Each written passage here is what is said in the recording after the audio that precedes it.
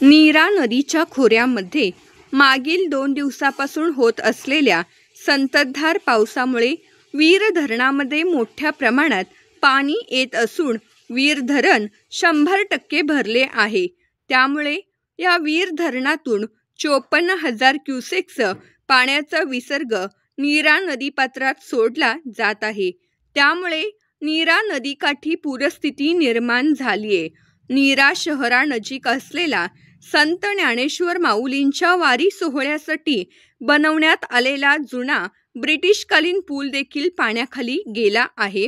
तसेच ज्या ठिकाणी संत ज्ञानेश्वर माऊलींच्या पादुकांना स्नान घातले जाते तेथील दत्त मंदिर देखील पाण्याखाली गेले। यामुळे नीरा नदीकाठच्या गावामध्ये आता पूरस्थिती निर्माण झाली असून पाटबंधारे विभागाने नीरा नदीकाठच्या गावांना सावधानतेचा इशारा दिलाय। पावसाच्या प्रमाणात वाढ झाल्यास आणखी पाणी सोडलं जाऊ शकतं, असं देखील पाटबंधारे विभागाच्या वतीने सांगण्यात आलंय।